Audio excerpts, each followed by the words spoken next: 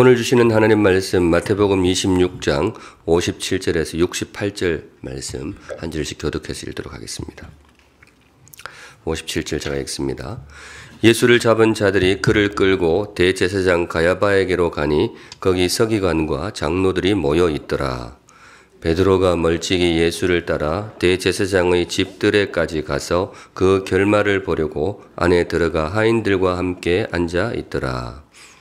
대제사장들과 온 공회가 예수를 죽이려고 그를 칠 거짓 증거를 찾으매 거짓 증인이 많이 왔으나 얻지 못하더니 후에 두 사람이 와서 이르되 이 사람의 말이 내가 하나님의 성전을 헐고 사흘 동안에 지을 수 있다 하더라 하니 대제사장이 일어서서 예수께 묻되 아무 대답도 없느냐 이 사람들이 너를 치는 증거가 어떠하냐 하되 예수께서 침묵하시거늘 대제사장이 이르되 내가 너로 살아계신 하나님께 맹세하게 하노니 네가 하나님의 아들 그리스도인지 우리에게 말하라.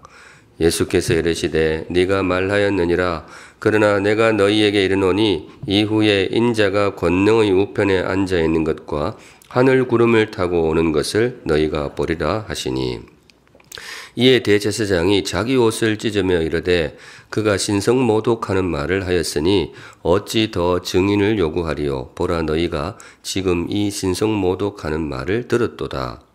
너희 생각은 어떠하냐? 대답하여 이르되 그는 사형에 해당하니라 하고 이에 예수의 얼굴에 침 뱉으며 주먹으로 치고 어떤 사람은 손바닥으로 때리며 이르되 그리스도야 우리에게 선지자 노릇을 하라. 너를 친 자가 누구냐 하더라.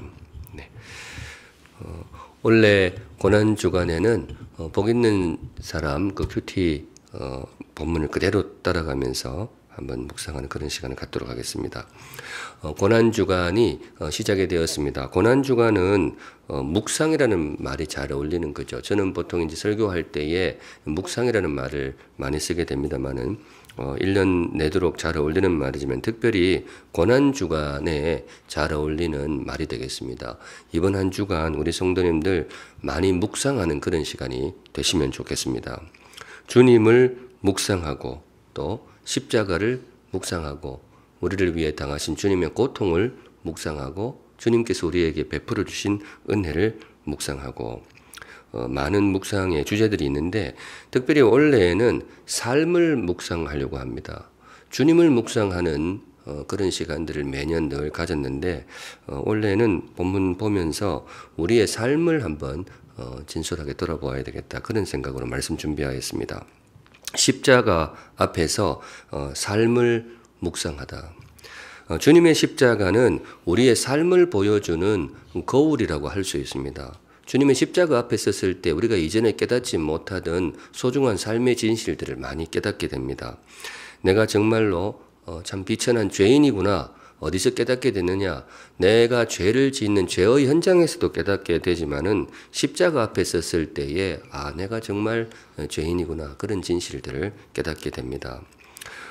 또한 그럼에도 내가 죄인이지만은 참 행복한 존재라는 사실도 십자가 앞에서 깨닫게 됩니다. 나를 위하여서 저렇게 목숨을 내어주신 귀한 분이 계시는구나. 내 인생에도 정말 든든한 어떤 언덕, 기댈 언덕이 있구나. 이런 행복한 진실도 십자가 앞에서 깨닫게 됩니다. 우리의 삶의 이 모양 저 모양을 한번 묵상해 보려고 하는데요. 오늘은 그 첫 걸음으로 침묵입니다. 우리 삶의 침묵에 대해서 한번 묵상하려고 합니다. 63절에 보시면 예수께서 침묵하시거늘 이렇게 되어 있습니다. 오늘 예수님이 침묵하시는 모습을 보여주는데요. 본문에 나오는 사람들 중에서 유일하게 침묵하시는 분이십니다. 본문에 나오는 모든 사람들이 한마디씩을 합니다. 상황 자체가 말을 해야 하는 상황이었거든요. 지금 재판을 받고 있는 상황이기 때문에 재판이라는 것이 다들 이제 말로 상대를 제압해야 하는 그런 상황이란 말이죠. 평소에는 좀 과묵하게 있다가도 이때가 되면 입을 열어서 말을 해야 하는 그런 상황이라고 할 수 있습니다. 그런데 우리 주님이 침묵하십니다. 이유가 있겠죠. 왜 이렇게 침묵하실까? 주시는 말씀이 있다고 생각해요. 우리 주님은 입을 열어서 말씀을 통해 가르치기도 하지만은 입을 닫고 침묵을 통해서도 우리에게 귀한 메시지를 주실 때가 있습니다. 저는 이 메시지라고 봐요. 간단하지만은 때로 침묵해야 할 때가 있다. 귀한 삶을 살기 위해서는 우리 예수님께서 침묵하셨듯이 우리도 침묵해야 할 때가 있다. 오늘은 침묵해야 할 때, 그걸 좀 묵상하고 싶습니다. 성도로서 우리가 다 귀한 삶을 살아야 되겠는데 성도가 말을 잘해야죠. 말을 잘해야 되는데 그런데 성도에게 꼭 필요한 덕목 중에 하나가 무엇인가 하면 침묵하는 것입니다. 어떨 때 우리가 침묵해야 될까?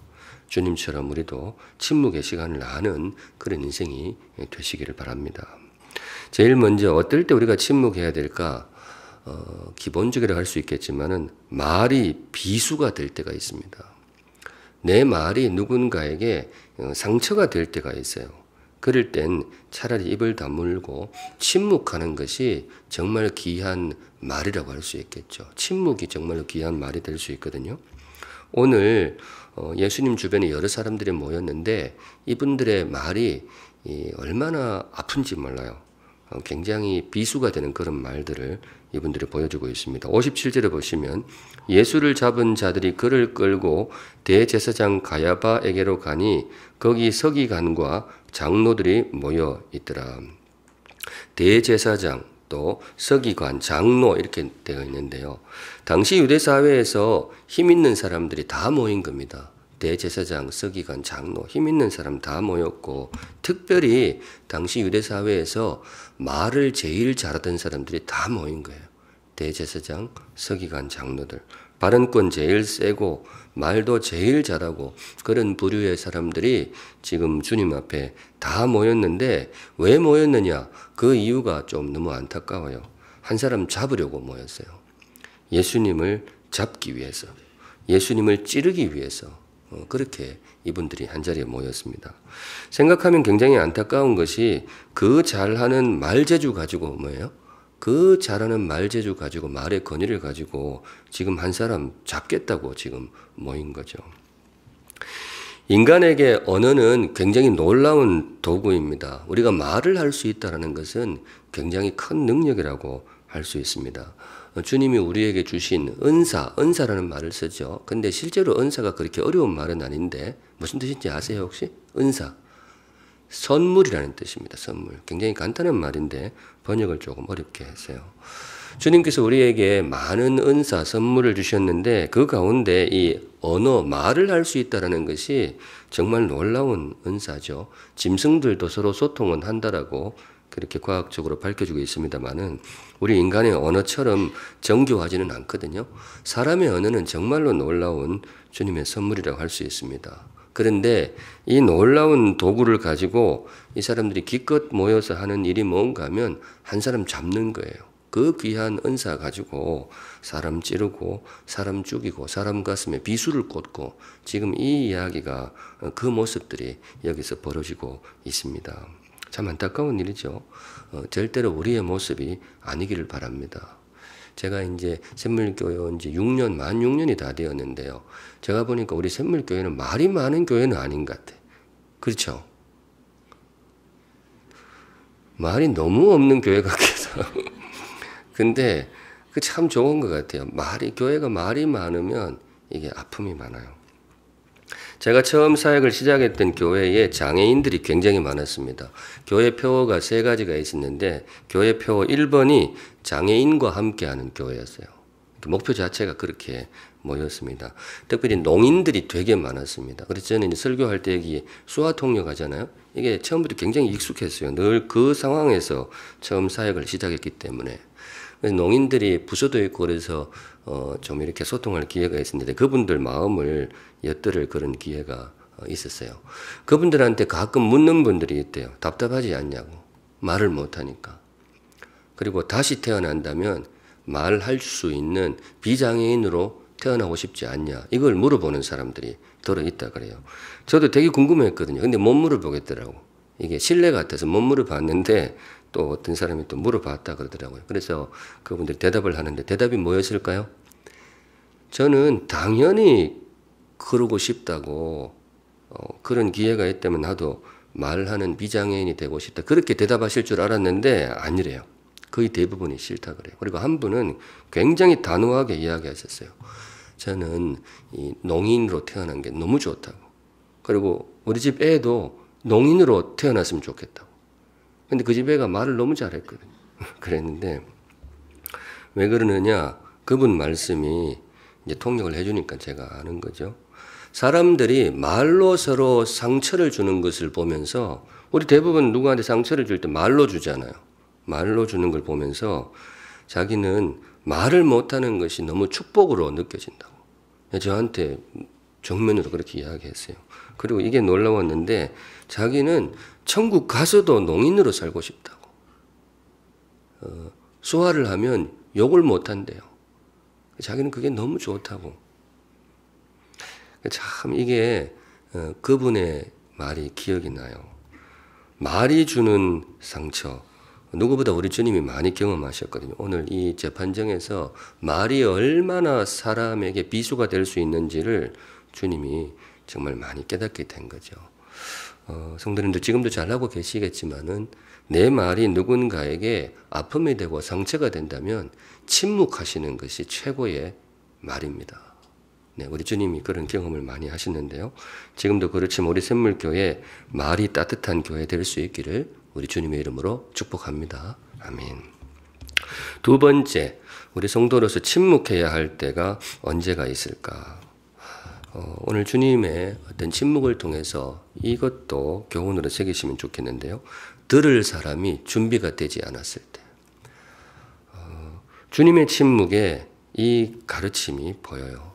첫 번째 비수는 삶의 예의라면 지금 들을 사람의 준비, 이건 삶의 지혜입니다. 내가 말을 하는데 듣는 저 사람이 전혀 준비가 안 되어 있으면 아무리 말을 해도 소용이 없어요. 아무리 귀한 말도 아무런 의미가 없게 됩니다.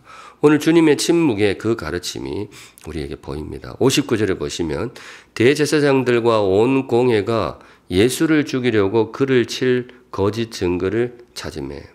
오늘 이 사람들이 예수님을 잡으려고 작정을 하고 드는 거죠. 거짓말하는 사람까지 동원해가지고 온갖 말로 예수님을 지금 퍼붓고 있는 장면인데 여기다 대고 예수님이 무슨 변명을 해봐야 아무 소용이 없는 거예요. 그래서 침묵하신 것도 있어요. 62절에 보시면 대제사장이 일어서서 예수께 묻되 아무 대답도 없느냐. 하도 예수님이 말씀을 안 하시니까 그 사람이 물어요. 너는 왜 아무 말도 안 하느냐? 이 사람들이 너를 치는 증거가 어떠하냐 하되.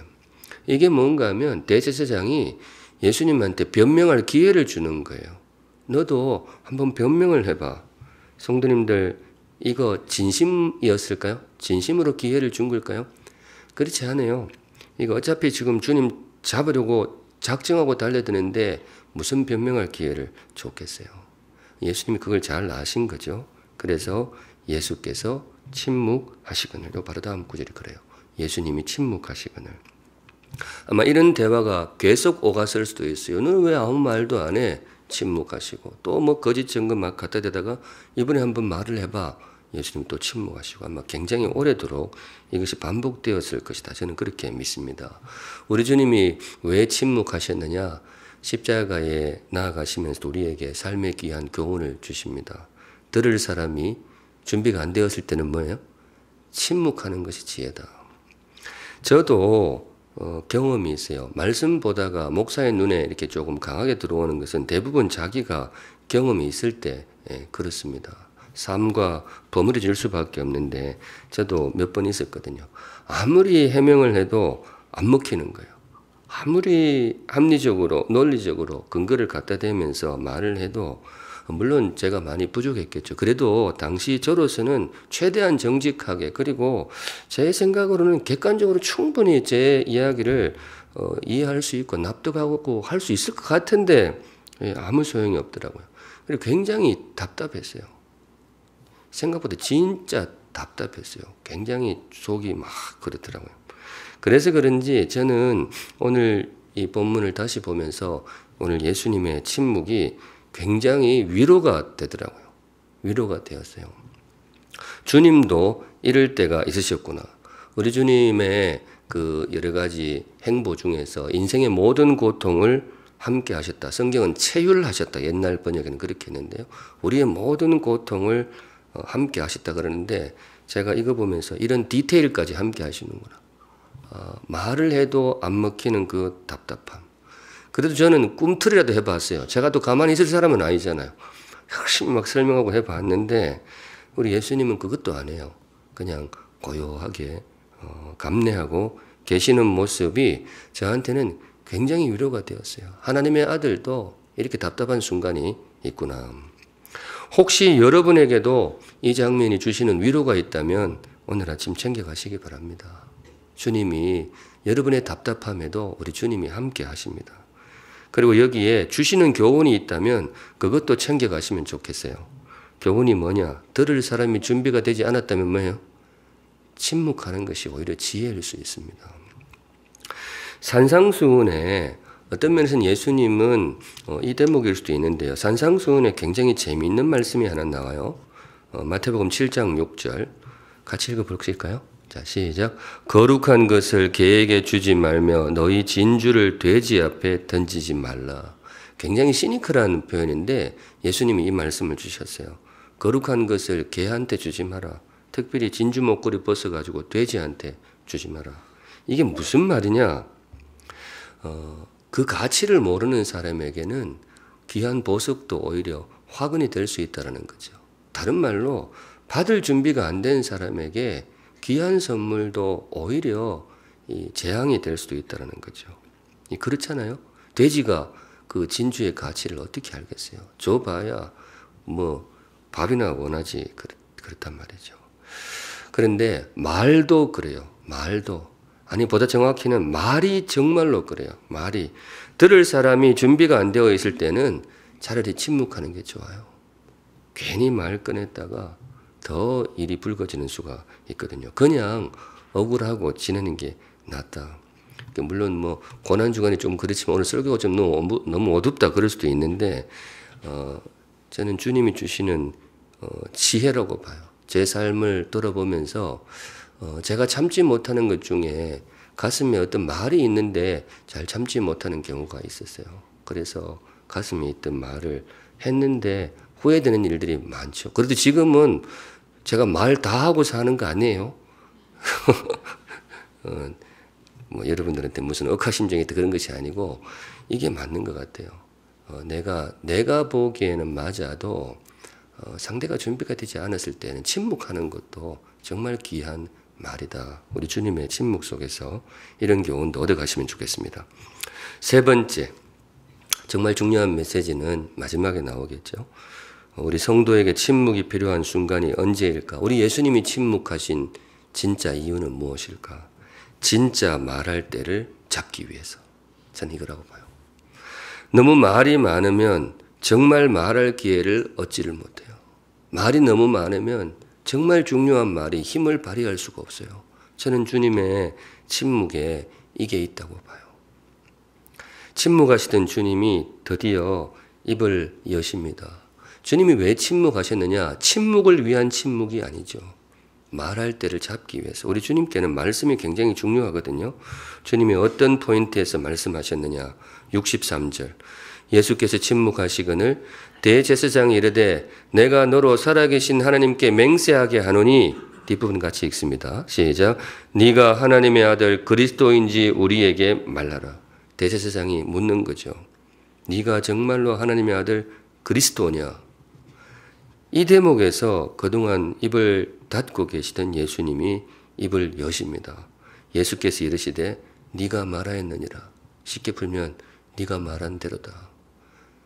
그리고 간단히도 안 하세요. 갑자기 말씀이 많아지세요. 그러나 내가 너희에게 이르노니 이후에 인자가 권능의 우편에 앉아 있는 것과 하늘 구름을 타고 오는 것을 너희가 보리라 하시니. 혹시 못 알아들었을까 봐 말을 장황하게 하세요. 여러분 종이 성경 책 성경에 쭉 보시면 예수님 말씀을 빨갛게 표시하는 그런 성경이 있습니다. 이 장면 보시면 전부 시커먼데 이것만 빨개요. 침묵하시다 이것만 굉장히 길게 말씀하세요. 주시는 교훈이 있겠죠. 성도는 침묵주의자가 되면 안 됩니다. 우리 복음은 이 무건수행을 그렇게 좋아하지 않아요. 불교에서는 무건수행을 굉장히 중시합니다.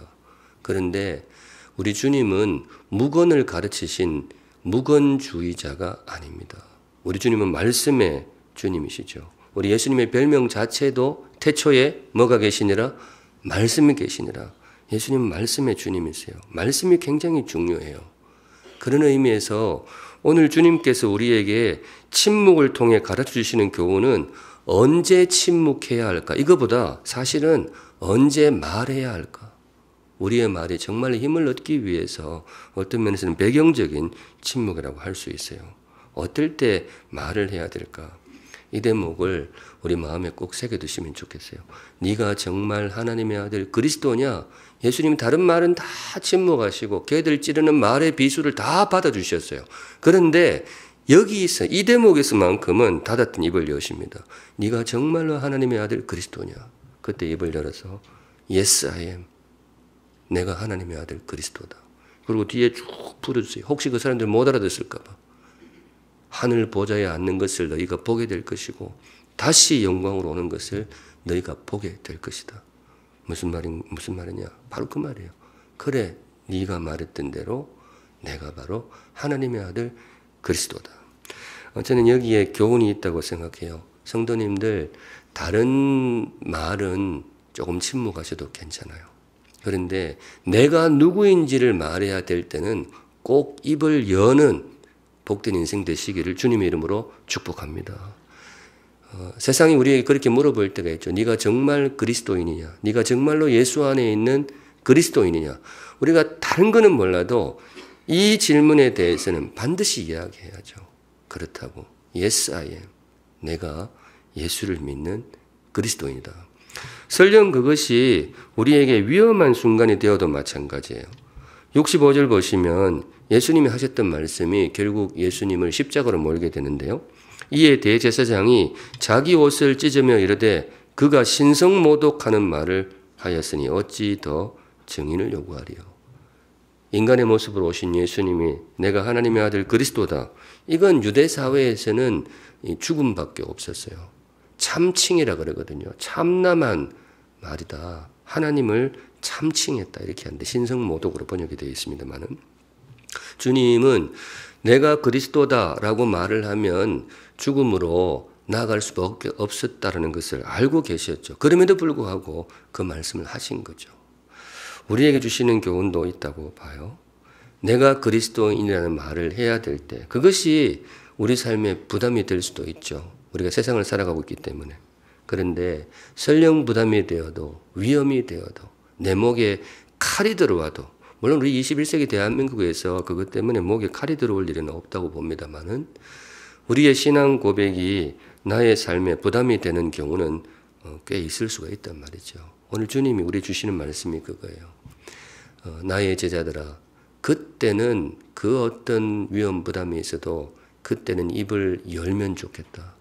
그때 침묵하는 것은 그거는 성도의 지혜도 아니고 그때 침묵하는 것은 성도의 따뜻함도 아니다. 그거는 비겁한 것이고 그것은 너의 존재를 부정하는 것이다. 내가 십자가 앞에서도 내가 그리스도인임을 내가 그리스도 하나님의 아들임을 당당히 밝히고 십자가로 나아갔듯이 나의 제자들아 너희도 너희들의 삶의 현장에서 내가 예수의 사람이라는 것을 꼭 밝혀주면 좋겠다. 이 마음에 새겨두시면 좋겠어요. 성도의 삶에는 침묵도 의미는 있지만은 말이 굉장히 중요하거든요. 말. 어떤 면에서는 우리의 말이 힘을 얻기 위해서 침묵의 시간도 좀 필요하다. 그렇게 말할 수 있을 것입니다. 이런 고백의 말 외에도 우리가 입을 열어야 될 말은 굉장히 많겠죠. 누군가를 세우기 위해서, 누군가를 살리기 위해서, 또 의를 세우기 위해서 여러분들이 지혜로 묵상하시면 좋겠습니다. 설교 마무리하면서 기도 제목 하나를 마음에 새기고 싶어요. 말의 지혜를 주소서. 침묵의 지혜보다 말의 지혜를 주소서. 제가 가끔 강의하면서 그런 말 하는데 그렇게 하는 분이 있잖아요. 저 목사는 말만 잘해. 이 목사님들이 이렇게 이야기를 저 목사는 천국 가도 입만 뭐 이렇게 말만 잘해. 그렇게 하는 경우가 있는데 제가 늘 강의하면서 그래요. 내 일생의 소원이라고. 목사가 뭐 축구를 잘해야 돼요, 족구를 잘해야 돼요. 목사는 뭐만 잘하면 돼? 말만 잘하면 되잖아요. 이러니까 좀 이상하지만은 그래도 목사한테 말이 얼마나 중요해. 진짜로 기도 제목 중에 제일 큰 기도 제목이 하나님 저 말 잘하는 목사가 되게 해주세요. 우리는 말이 보험 들면 입에다가 들어야 돼. 바이올린 하는 사람은 그렇게 하고.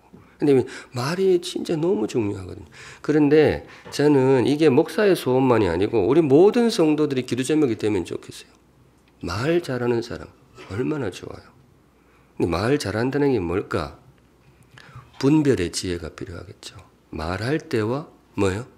침묵해야 할 때. 이걸 잘 분별하게 하셔서 우리 말씀 끝나면 그 기도 꼭 하시면 좋겠어요. 말해야 할 때와 침묵해야 할 때. 제 아이 이름 지은 이야기, 저는 너무 인상적으로 했었기 때문에 아이에게 떼시자 은혜 은자 넣어서 시연이라고 이름을 지어줬는데, 말씀드렸죠. 귀한 삶을 살려고 하면 두 가지를 알아야 되겠더라. 먼저 은혜를 알아야 되겠더라. 그래서 마지막 글자에 은혜 은자 넣어줬어요. 그리고 은혜뿐만 아니고 귀한 삶을 살려면 뭘 알아야 되겠더라? 그 진태, 났을 때하고 물렀을 때 그 시, 떼시자를 그래 넣었어요. 진태라 그러잖아요. 났을 때와 물렀을 때를 분별하는 지혜를 주셔서 그런 뜻으로 했는데, 이번에 말씀 준비하면서 생각해 보니까 진태의 핵심이 결국 말이더란 말이죠. 났을 때와 물렀을 때가 뭔가 하면 말할 때와 침묵해야 할 때, 이걸 정말로 잘 알아야 돼요. 이게 참 중요한 내용이거든요. 주님의 침묵 앞에서 이 기도를 마음에 새기시면 좋겠고, 더하여서 말할 때라고 생각한다면 정말로 말을 잘하게 하소서. 정직하게, 지혜롭게, 진솔하게, 따뜻하게, 어떨 때는 강력하게, 선명하게. 정말로 우리 주님이 정말 말을 잘 하셨죠. 정말 일생에 말하고 사신 귀하신 분인데, 바라기는 저와 여러분의 말에도 우리 주님의 향취가 드러날 수 있기를 간절히 소망합니다. 말 잘하는 사람이 됐으면 좋겠어요. 오늘 여기까지 보겠습니다. 침묵하신 예수님, 십자가 앞에서 우리의 삶을 묵상하는데 제일 첫 시간으로 말을 묵상했습니다. 우리 주님은 입을 열어서 가르쳐 주시기도 하지만은 침묵으로도 우리의 귀한 교훈을 가르쳐 주십니다. 때로 침묵해야 할 때가 있다. 입을 닫는 것이 좋을 때가 있다. 너희들의 말이 누군가에게 상처가 된다면 입을 다무는 것이 정말 귀한 말이다. 그리고 저 사람이 준비가 되지 않았다면 삶의 지혜로서 입을 다무는 것도 참 좋다. 그런데 이게 핵심이죠. 침묵하는 이유가 뭐냐? 진짜 말할 때를 잡기 위해서. 성도의 핵심은 침묵이 아니라 말이거든요. 우리에게 말하는 지혜를 주셔서 우리의 말에도 주님의 분별력이 드러날 수 있기를, 우리의 말에도 주님의 단호함이 나타날 수 있기를, 무엇보다 우리의 말에도 사람 살리는 주님의 따뜻함이 묻어날 수 있기를. 그래서 저와 여러분도 일생 살면서 정말 말에 후회가 없는 주님처럼 말 잘하는 복된 인생 되시기를 우리 주님의 이름으로 축복합니다. 아멘. 우리 함께 찬양하면서 기도로 나아가겠습니다. 마음이 상한 자를 고치시는 주님. 이게 마지막에 성령의 기름 부어주소서, 이 가사를 보는데 말 잘하는 영을 부어주소서, 그런 뜻으로 보여서 이 곡을 골랐습니다. 함께 기도하는 마음으로 찬양하겠습니다.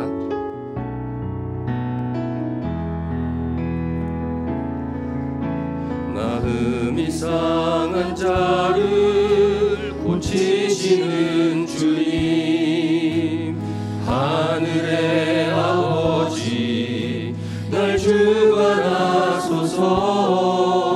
주의 길로 인도하사 자유케 하소서. 새 일을 행하사 분케 하소서. 의에 줄이고 목이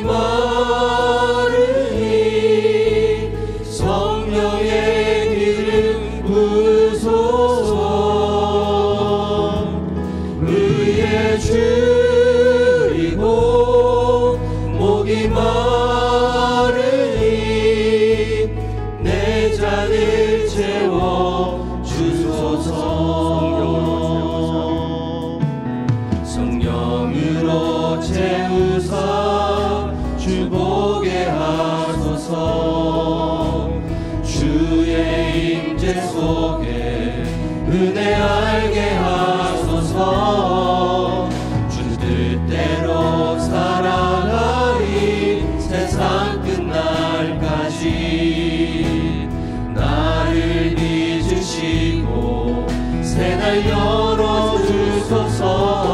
의에 줄이고 목이 마르니 성령의 기름 부으소서. 의에 줄이고 목이 마르니 내 잔을 채워 주소서. 의에 줄이고 목이 마르니 성령의 기름 부으소서. 의에 줄이고 목이 마르니 내 잔을 채워 주소서. 기도 제목 몇 가지 가지고 우리 한 목소리로 기도하도록 하겠습니다. 제일 첫 번째 기도할 제목, 하나님 나도 말을 잘하는 사람이 되게 하여 주소서. 말을 잘하는 사람이 되게 하여 주소서. 침묵도 포함이 되고요, 말할 때와 또 닫을 때 그 분별하는 지혜, 무엇보다 하나님 내 말이 누군가를 살리는 말, 누군가를 위로하고 세워주는 정말로 말 잘하는 사람이 되게 하여 주소서. 자신의 말을 돌아보시면서 다 같이 하나님 앞에 기도하시겠습니다. 거룩하신 하나님 아버지, 우리 성도들과 함께 예수님의 침묵 앞에서